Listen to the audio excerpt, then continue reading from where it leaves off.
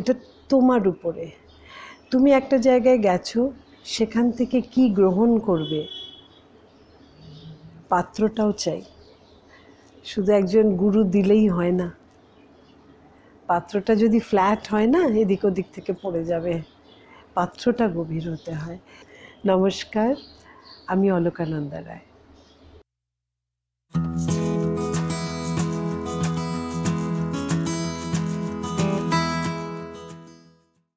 Religion যেরমভাবে মানুষ দেখে, আমার কাছে হয়তো রিলিজনটা ঠিক আমি সেভাবে দেখি না। আমি যেরম পুজো আর্চা করি না, কিন্তু আমি অসম্ভব ঈশ্বরে বিশ্বাস করি। পুজো আর্চা এই জন্য হয়তো করি না যে কিছু কী দেবো তাকে, সে তো আমার সব দিয়েছে, তার তো কিছু প্রয়োজন নেই। আমার রিলিজন হলো, বা আমার পুজো যদি বলি, যে আমি জ্ঞানত কাউকে কখনো হার্শলি কথা বলি না। আমি কখনো চেষ্টা করি কাউকে দুঃখ না দিতে। এমন না যে আমার কোনো কাজে কেউ কখনো দুঃখ পায়নি, নিশ্চয়ই পেয়েছে, কিন্তু আমি ইচ্ছে করে কখনো কারোর ক্ষতি চিন্তাও করি না। যদি সে আমার ক্ষতি করেও থাকে তখনও না। আমার কাছে রিলিজন হলো ফরগিভনেস, মানুষকে ক্ষমা করতে পারা। আমার কাছে রিলিজন বলো বা শক্তি বলো, টু বি নন জাজমেন্টাল, আমি কাউকে জাজ করি না, এবং কারোর জন্য মানে ভালোবাসাটাও, I expect nothing in return. ওটাই রিলিজন আমার কাছে।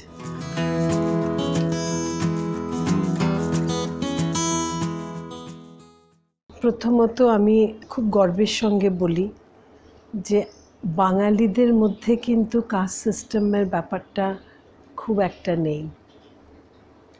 হয়তো ধর্মের ব্যাপারে তা থাকলেও থাকতে পারে, কিন্তু আমরা বাঙালিরা কিন্তু অনেক বেশি লিবারেল,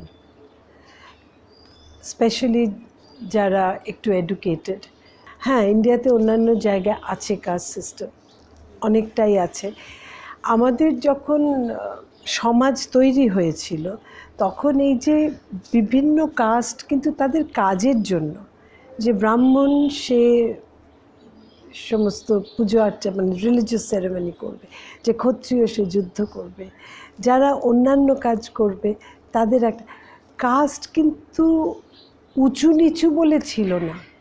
কাজের ধরনের জন্য একটা অফিসে, একটা কোনো কর্পোরেট ওয়ার্ল্ডে class 1, class 2, class 3, class 4 staff থাকে, ইটস এক্স্যাক্টলি দ্যাট। কিন্তু সবাই একটা তার জায়গায় সে সম্মানটা পায় বা পাওয়া উচিত। আমরা সবাই মানুষ। যখন কাউকে রক্ত দেওয়া হয়, আমি কার রক্ত নিচ্ছি সেটা কি কোনো দিনও দেখি? সেটা ইট কুড বি এনিবডি। কিন্তু আমার যখন প্রয়োজন, তখন আমি যার তার রক্ত নিতে পারি, কিন্তু অন্য সময় তাকে আমরা ছোট করব না।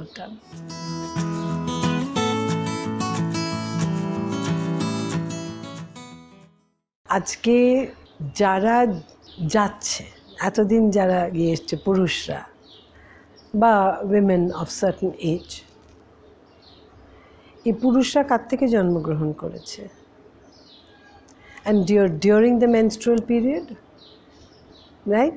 ওই সময়টাই তো, যখন ওইটা মানে সেই বয়সটা যখন পেরিয়ে যায়, তখন তো she can't bear a child. তো যে যাচ্ছে সে কখন জন্মেছে, কোন বয়সে তার মায়ের জন্মেছে?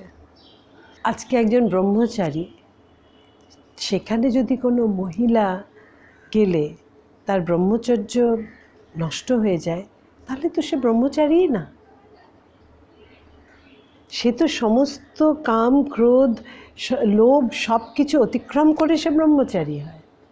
আজকে যে সন্ন্যাসীরা, তারা যদি একজন মহিলাকে দেখলেই তাদের ব্রহ্মচর্য নষ্ট হয়ে যায়, তাহলে তারা কী ব্রহ্মচারী হলো?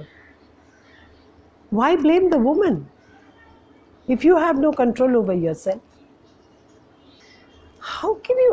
মানে আর আজকালকার দিনে, হ্যাঁ, কোনো একটা যুগে হয়তো ছিল এই নিয়ম, তখন লোকের অন্য রকমের ছিল, বা সে এই ধরনের যে একটা ওপেন শিক্ষা।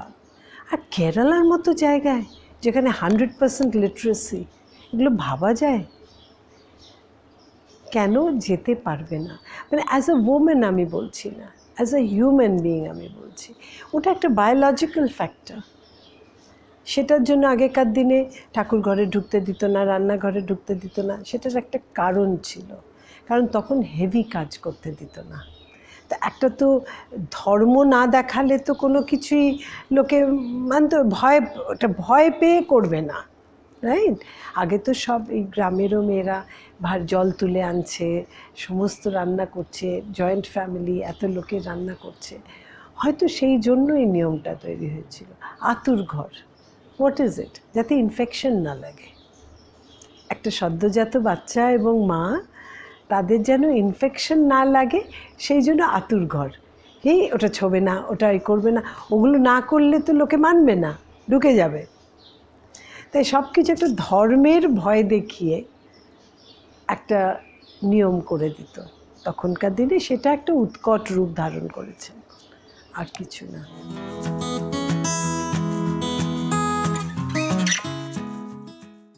ব্রহ্মচর্যের সময়টা কেন বলে যে সেখানে তোমার এনার্জিটা কনজার্ভ করবার জন্য, ওটার কারণটা আলাদা। একেবারে যে মেয়েদের দিকে তাকাবো না, করবো না, দ্যাট ইজ রং। কিন্তু ওই সময়টা হলো তোমাকে নিজেকে তৈরি করবার সময়। তাই জন্য ডিস্ট্র্যাকশন থেকে দূরে রাখা ব্রহ্মচর্যের মানে হলো সেটাই। তাই সেই জায়গাটার থেকে যে এই সময়টা তুমি নিজেকে তৈরি করো, পড়াশোনা করো, তুমি গুরুগৃহে আছো, প্রপারলি নিজেকে তৈরি করো, তারপরে তুমি যখন সংসার করবে তখন ইটস আ ডিফারেন্ট স্টোরি। তাই সংসার যখন করবে তখন তো একজন মেয়ের সঙ্গেই করতে হবে, রাইট? তাই ব্রহ্মচর্যের মানেটা ডিস্টর্ট করা উচিত না। কোএডুকেশন ইজ ফাইন, কিন্তু প্রত্যেকটা স্কুলের একটা নিজস্ব ধারা থাকে, তাদের একটা চিন্তা ভাবনা থাকে, প্রত্যেক স্কুলের একটা ডিসিপ্লিনে থাকাটা দরকার, সেটাও প্রয়োজন। কারণ ওই বয়সে ছেলে মেয়েরা ভালো মন্দ বিচার করার ক্ষমতা থাকে না, দে নিড গাইডেন্স। আজকালকার দিনে হয়তো ইট মে বি ওল্ড ফ্যাশনড, এখন ফ্রি মিক্সিংয়ের ফলে একটা এমন জায়গায় পৌঁছচ্ছে যেখানে কিন্তু ভ্যালিউসগুলো নষ্ট হয়ে যাচ্ছে। Too much of anything is bad. কারণ আমরা বোধহয় ফ্রি মিক্সিংয়ের জন্য এখনও মানসিকভাবে তৈরি না। এর পরের generation will be better, I think. মানে ওরা অনেকটা ইউজ টু হবে। এই যে ট্রানজিশন পিরিয়ডের যে ব্যাপারটা, সেটাতে অনেক কিছু ওভারডু করে ফেলে মানুষ। ওই যে হঠাৎ স্বাধীনতা পেলে যা হয় সেই রকম সেটা হয়, সেটা স্বাভাবিক, সেটাও আবার ঠিক হয়ে যায়, অনেক ক্ষেত্রে হয়তো হয় না। বাট আমাদের যে কোনো জিনিস যখন একটা ভাঙা গড়ার মধ্যে দিয়ে যায়, we have to take the good with the bad and the bad with the good. It's up to you to make your choice.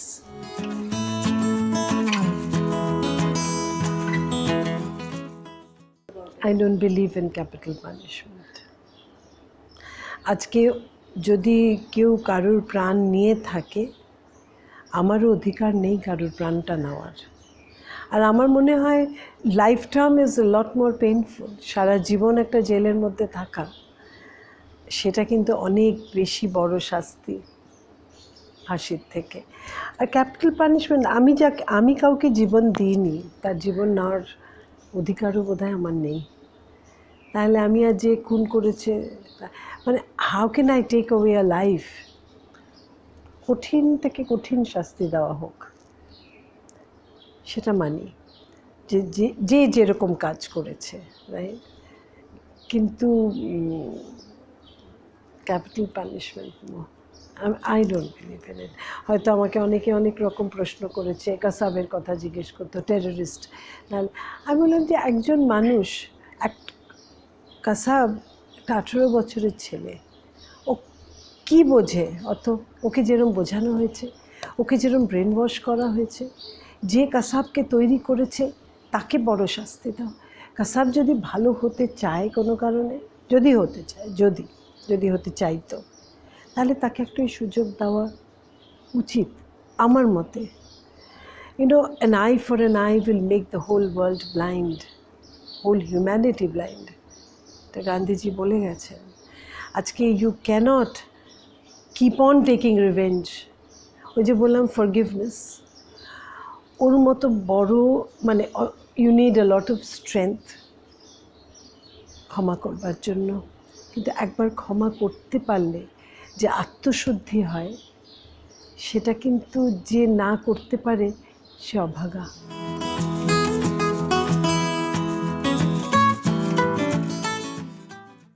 আমার ওই একটাই সবসময় মনে হয় যে যারা সংশোধনাগার, যখন এটা এখন যারা হয়তো সংশোধিত হচ্ছে, তাদের বোধহয় কোনোখানে প্রিম্যাচিওর রিলিজটার জন্য একটু ভাবা দরকার। কারণ অনেকে তো একটা ক্ষণিকের ভুল বা হয়তো নিজেকে ডিফেন্ড করতে গিয়ে বা তার ফ্যামিলিকে ডিফেন্ড করতে গিয়ে হয়তো খুনই করেছে। খুন মানেই হলো যাবজ্জীবন। তো সে যদি ভালো হতে চায়, সে তো ক্রিমিনাল না, রাইট? সে ভালো হওয়ার সুযোগটা যখন পাচ্ছে, সে যখন ভালো হচ্ছে, তখনও কি তাকে সারা জীবন জেলে থাকতে হবে? আইন আইনের মতো চলে, সবই মানি, কিন্তু কোনোখানে আইনও তো সংশোধিত হয়।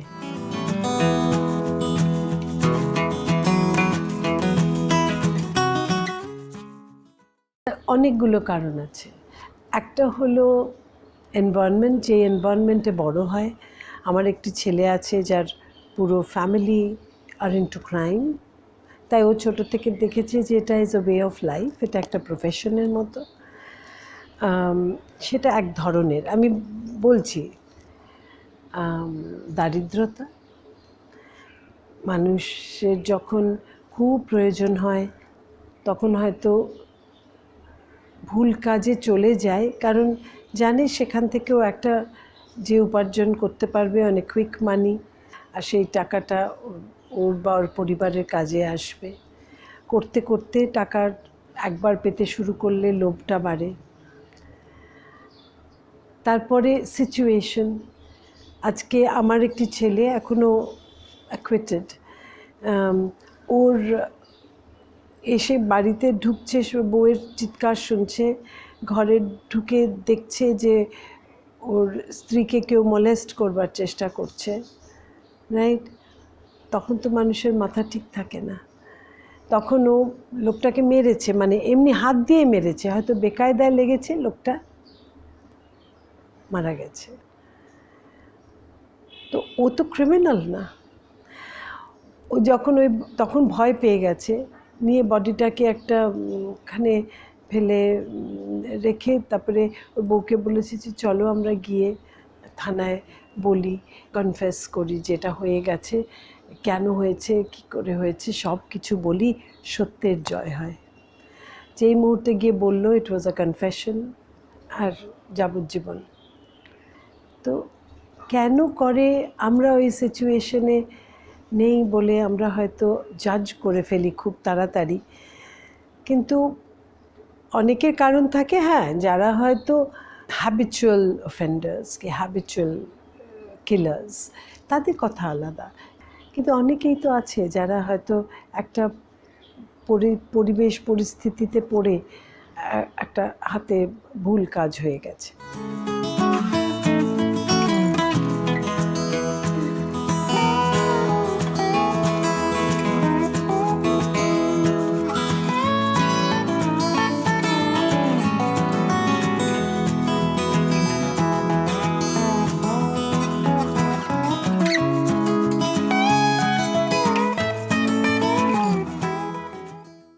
দেখো, লুকিয়ে যদি কেউ গিয়ে ড্রাগস করে, ও অত বড় একটা জায়গা, ওই যে বললাম যে এটা তোমার উপরে, তুমি একটা জায়গায় গেছো, সেখান থেকে কি গ্রহণ করবে, পাত্রটাও চাই। শুধু একজন গুরু দিলেই হয় না, পাত্রটা যদি ফ্ল্যাট হয় না, এদিক ওদিক থেকে পড়ে যাবে, পাত্রটা গভীর হতে হয়। তাই সবাই তো সমান মানুষ যায় না, যাদের গ্রহণ করবার তারা ঠিকই গ্রহণ করে, আর যারা গ্রহণ করতে পারে না তারা বেশি দিন ওখানে থাকেও না। এগুলো সব সাময়িক। যাই ভাবে একটা দারুণ সুন্দর জায়গা, ভীষণ সুন্দর, ভীষণ কিছু, যেটা অশোর আশ্রমে, লোকের একটা ভুল ধারণা ওখানে নিয়ে। It is not true. ওটা হলো you have the freedom to do what you want, কিন্তু তুমি যদি ফ্রিডমটাকে মিসইউজ করো সেটা তোমার উপরে। ইউ আর হার্মিং ইয়োরসেলফ, ক্ষতিটা তোমার।